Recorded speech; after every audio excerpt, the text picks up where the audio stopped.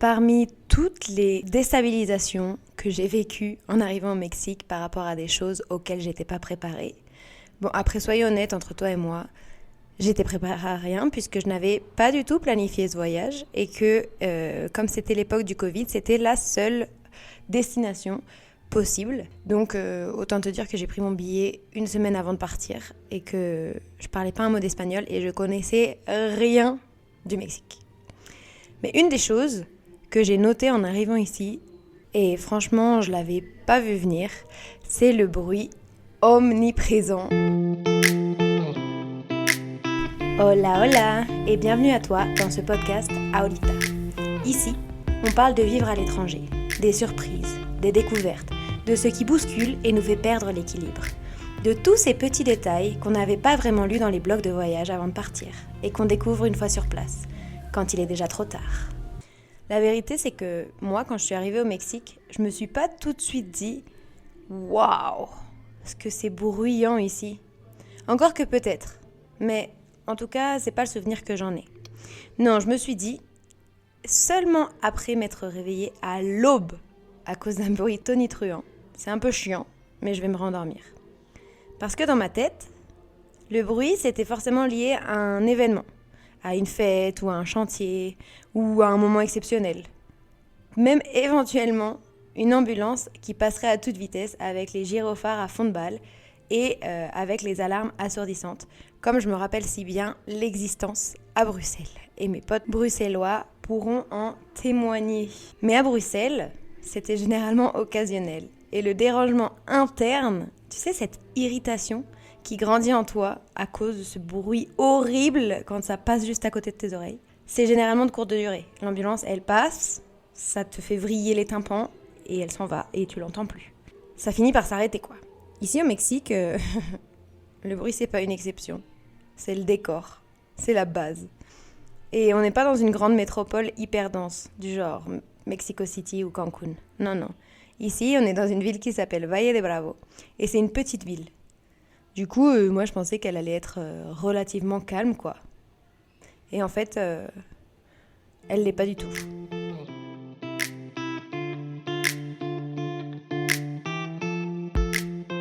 Pour cet épisode, je vais te demander de fermer les yeux.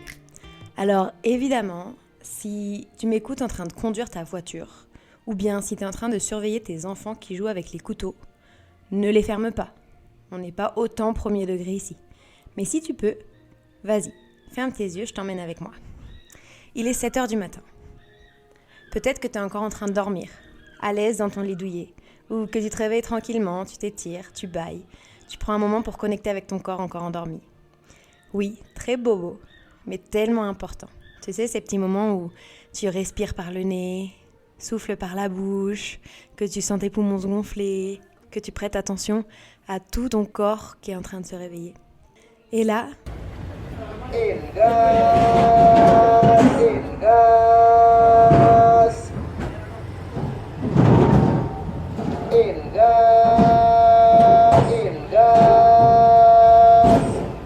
cette douce sonnerie qui te réveille pour de bon en hurlant dans tes oreilles.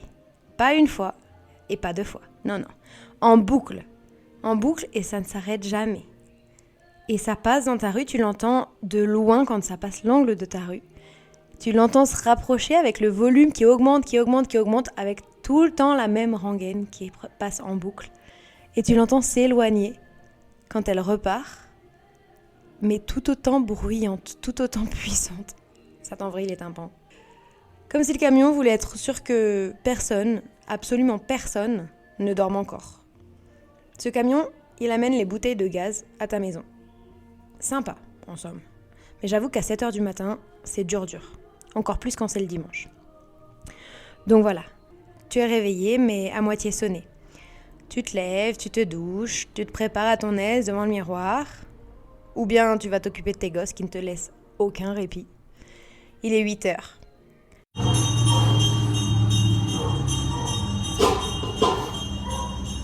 La cloche du camion poubelle. Pas pour faire joli, pour prévenir. Parce que si tu veux jeter tes poubelles, c'est maintenant ou jamais. Ici, ils n'ont pas le même système que nous en France. Celui où tu amènes ta poubelle dans un point de collecte et tu fais ton petit tri tout bien comme il faut.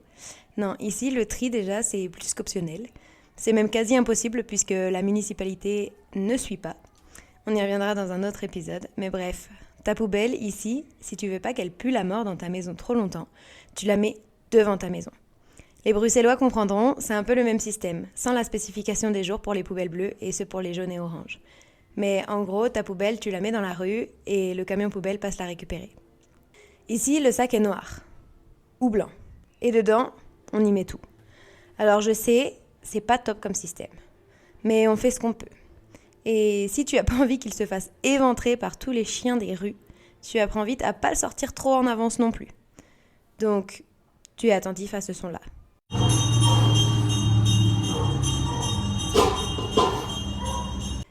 Aussi, parfois, c'est pas à 7h du matin que tu es réveillé par le bruit, mais à 3h. Tu sais, genre, au moment où vraiment t'es en plein dans ton rêve, tu dors bien tranquillou, et là tu te fais réveiller par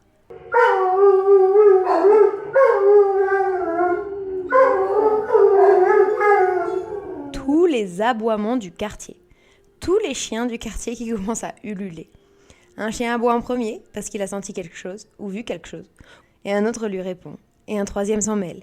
Et personne ne sait vraiment pourquoi, mais tout le monde participe. Et puis petit à petit, ils se mettent tous à ululer en chœur. Et là, moi, d'un côté, je trouve ça vraiment pénible parce que c'est 3h du mat, j'ai sommeil. Mais à la fois, je suis trop attendrie par ce moment parce que c'est trop mignon de les entendre tous unir leurs voix pour chanter ou hurler à la lune. J'adore. Donc j'avoue que même si je me suis réveillée à 3h du mat par leur faute, je leur pardonne. Bon, et quand tu as réussi à te rendormir après les ululements des chiens puis des cris du mec du gaz et que tu as bien sorti ta poubelle au bon moment, tu pourrais croire que c'est bon, ta journée peut commencer en toute tranquillité, ou presque. Et peut-être que dans le meilleur des mondes, t'es déjà sorti de ta maison pour aller au boulot parce que ça va être 9h et que les gens bossent. Mais peut-être qu'aujourd'hui tu travailles pas, ou bien que c'est samedi et tu travailles pas le samedi. Ou même que tu es de ceux qui travaillent principalement en ligne et que du coup, tu bosses de chez toi. Et c'est surtout pour cette situation que ça devient croustillant. Tu es chez toi, à l'aise, tu t'installes devant ton bureau, sur ta boule de pilates. Oui, parce que la kiné, elle a dit que c'était mieux pour travailler ta posture et lutter contre le sédentarisme et tout le tralala.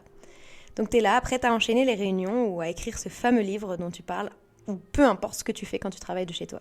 J'avoue que, comme je suis kiné, j'en ai pas trop d'idées. Et là, vers 9h...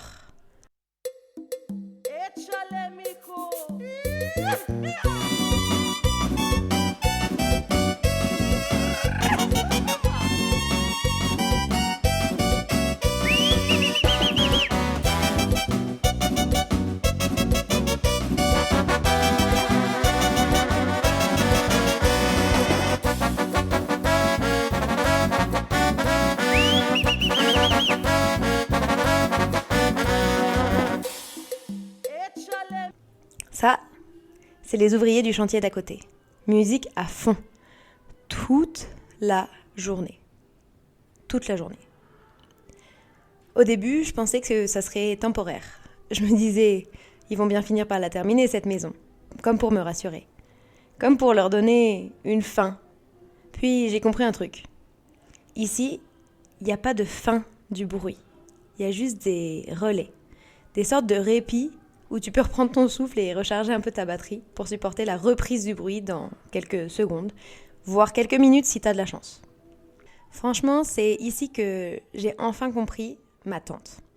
Ma tante, c'est Marilyn. Et depuis toujours, quand on va chez ma grand-mère, elle dort avec des boules qui est. Alors faut savoir que dans ma fratrie, on est 3. Et à Skip, on est bruyant et fatigant. Nous aussi. En fait, pour ma tante, on est un peu comme les chiens qui ululent ici. Insupportable, mais attendrissant. Moi, avant, je supportais pas les boules qui est. J'avais l'impression d'entendre mon cerveau tout le temps. Tu vois cette espèce de bruit sourd qu'il y a au fond de ta tête quand tu mets des boules qui est. Genre ça te coupe un peu le bruit extérieur, mais du coup t'as tout le bruit intérieur qui devient omnipotent. Pour moi, c'était ça. Inconcevable de dormir avec ça. Et je me demandais comment Marie, elle faisait pour réussir à s'endormir. Mais j'ai compris maintenant. Au début, tu résistes un peu, en mode « Non, j'en ai pas besoin, c'est pas confort ». et puis tu franchis le pas. C'est comme choisir entre la peste et le choléra. Ici, tu choisis entre écouter ton cerveau toute la nuit ou te réveiller avec le doux gaz qui tourne en boucle dans ta tête. La nana un peu toquée qui est restée bloquée dans cette boucle infinie du camion de gaz qui passe. Finalement, ça a quelque chose de presque apaisant d'écouter ton propre cerveau. Et les boules qui est, elles ne me quittent plus. Entre elle et moi, c'est devenu une vraie histoire d'amour.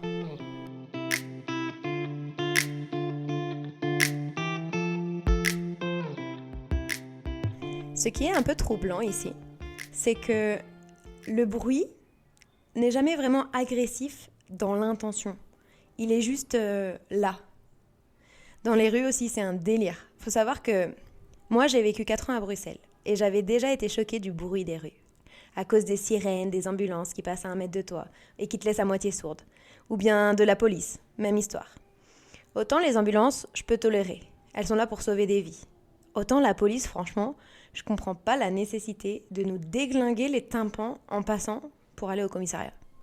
Mais bref, ce que je veux te dire, c'est que le bruit, déjà en Belgique, il est plus marqué qu'en France. Donc, je pensais que j'étais un peu préparée, innocente que j'étais. Ici, en rue, tu as de tout. Les voitures promotionnelles qui passent dans la rue en disant « Fierro viejo, colchones, pan caliente ».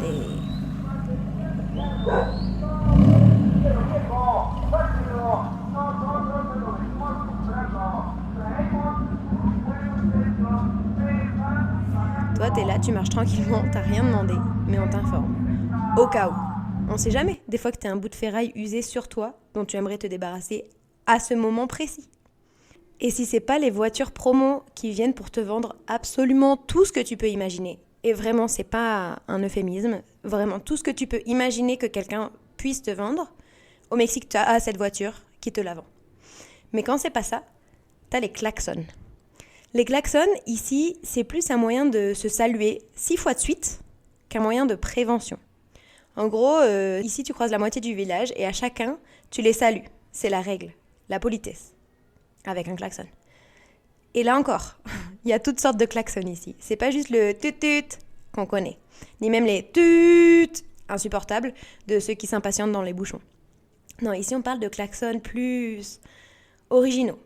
Des klaxons qui réunissent tous les bruits possibles qui s'alternent à tour de rôle et en promo, toutes les lumières que tu puisses imaginer qui vont avec. On se croirait dans une boîte de nuit pas dingue à une heure avancée quand t'es un peu trop rond pour te rendre compte de quoi que ce soit. Mais non, c'est juste un taxi qui passe dans la rue au calme. Et quand c'est pas ça, quand par miracle les rues sont désertes parce que j'ai passé un jour sans voiture ou quoi que ce soit, il y a les pétards. Et je parle pas de ceux qu'on fume. Non, je te parle des feux d'artifice en mode miniature. Ils sont partout, tout le temps. Tu les entends par exemple le 12 décembre, le jour de la Virgen de Guadalupe. Je sais pas si tu te rappelles, dans un épisode précédent, je te parlais du fait qu'il y avait une chorale en face de ma maison avec plein de gens qui se réunissaient pour chanter. Bon, ils chantent, certes, mais ils balancent plein de pétards aussi.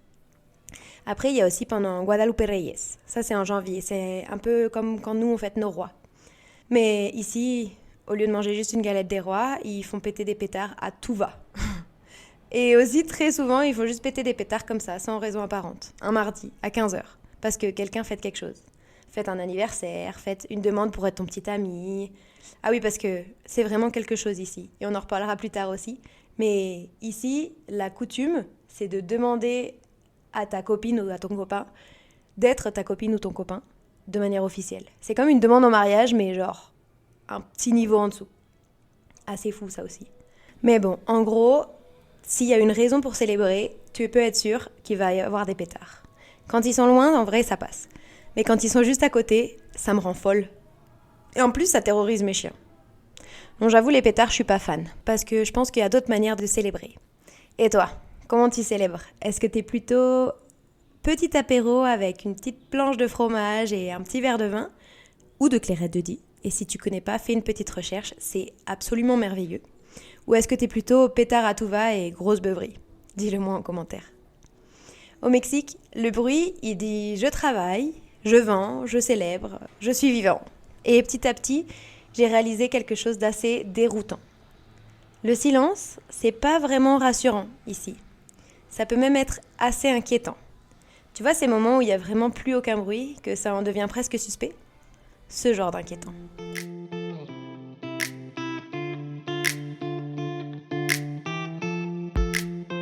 Quand je venais juste d'arriver et que je commençais à peine à comprendre les codes basiques, tout ce bruit, ça me tendait de ouf. Genre physiquement, tu sais, mes épaules elles montaient, ma mâchoire se crispait, je dormais mal. J'étais devenue presque hyper vigilante au bruit. Tu vois, limite j'attendais à l'affût quand le bruit allait venir. Ironique quand c'est quelque chose d'assez constant dans un pays comme le Mexique. Mais tu vois, il y a des moments où c'est l'apogée du bruit. En gros, le bruit, il est constant, c'est un bruit de base, tu t'en es habitué et tout. Et sorti de nulle part, t'as une alarme assourdissante qui retentit. Ces moments-là, c'est ce que j'appréhendais. Hypervigilance, je te disais. Alors pourquoi ? Parce que j'ai grandi dans une culture où le bruit, il est souvent vécu comme une faute, comme quelque chose dont on doit s'excuser. En France, j'ai l'impression qu'on en est presque venu à s'excuser d'exister. Pardon, on va faire un peu de bruit. Désolé, on va baisser le son. Excusez-nous pour le dérangement. Au Mexique, personne ne s'excuse d'exister. Et là, ça m'a confrontée à un truc. Mon besoin de contrôle. On y revient, n'est-ce pas, encore et toujours. Tu te rappelles que j'en parlais déjà dans l'épisode sur le rapport au temps ? Ce fameux contrôle qu'on aime avoir sur les choses, qui nous guide parfois et pourtant, ironiquement, qui nous contrôle à son tour. Bref, contrôler l'espace sonore, contrôler l'espace temporel, contrôler le confort, contrôler les autres. Ici, tu contrôles rien. Ici, tu t'adaptes ou tu râles. Mais comme râler n'a jamais fait changer quoi que ce soit, autant t'adapter. Et oui, c'est à nouveau désapprendre ce que tu as mis des années à apprendre et à apprivoiser. Oui, c'est sortir de ta zone de confort et accepter de porter tes nouvelles lunettes pour changer de vision sur le monde qui t'entoure. Et oui, c'est hyper inconfortable au début. Mais je te promets que ça te donne de chouettes leçons. Et puis tu verras, tu ne te plaindras plus jamais du bruit en Europe après une expérience ici.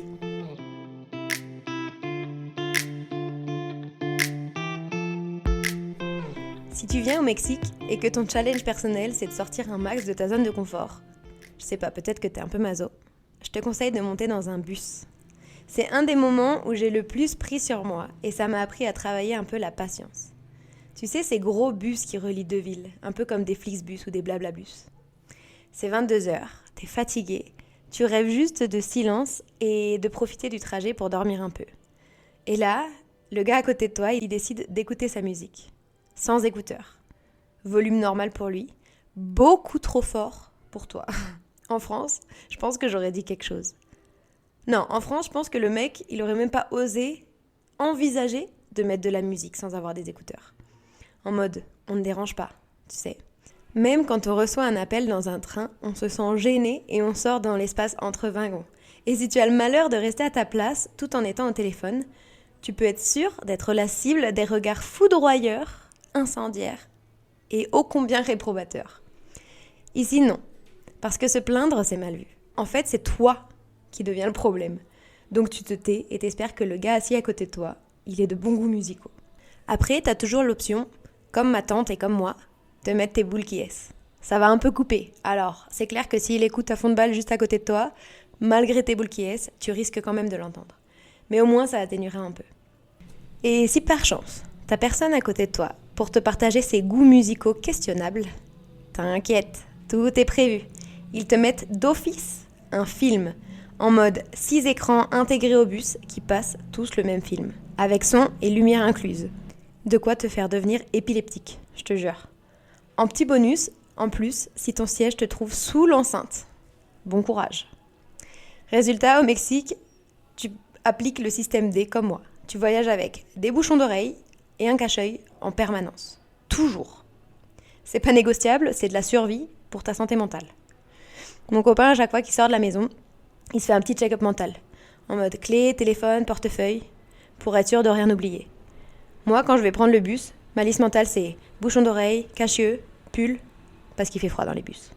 Et j'ai toujours un plan B pour le cas où j'aurais oublié mes boules qui est. Et ça s'appelle les écouteurs sans fil. Avec le temps, j'ai arrêté de lutter. J'ai compris que le bruit ici, c'est aussi une forme d'adaptation collective. Personne n'a le silence parfait. Alors, tout le monde fait avec le bruit des autres. On cherche pas à lisser, on cohabite. et puis finalement on y prend goût. Alors oui, c'est bruyant, chaotique, irritant parfois, mais au moins c'est vivant. Maintenant, quand je rentre en France, tout est trop calme, trop lisse. Je dirais quand même pas, quand je retourne en France, que le bruit me manque. Non, faut pas non plus abuser. J'apprécie dormir sans mes boules qui et marcher dans la rue sans sursauter à chaque klaxon. Mais ce qui me manque, c'est cette façon de vivre sans s'excuser en permanence. Cette tolérance, cette flexibilité. Le bruit, c'est pas un problème. C'est notre rapport au bruit qui raconte quelque chose de nous. Alors, si tu prévois de venir visiter le Mexique ou même de t'y installer, voici quelques conseils que je te recommande, histoire que tu sois un peu préparé à ce qui t'attend. Pose la question de l'isolation quand tu réserves un logement. Demande où donne la chambre. Évite les rues trop passantes, surtout dans les grandes villes comme la Ciudad de México ou comme Querétaro. Et prends des bouchons d'oreille, toujours. Pas pour fuir le pays, juste pour t'aider à t'y adapter.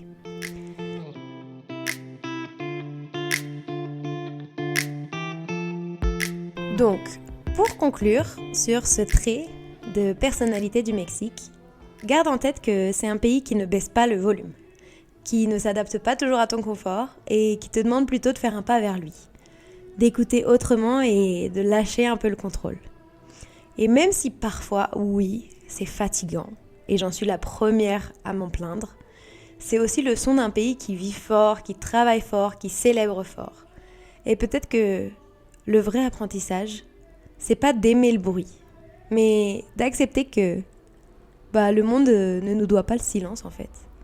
Alors si toi aussi, t'es passé par ce stade d'irritation, puis d'acceptation du bruit constant, partage-moi ton expérience.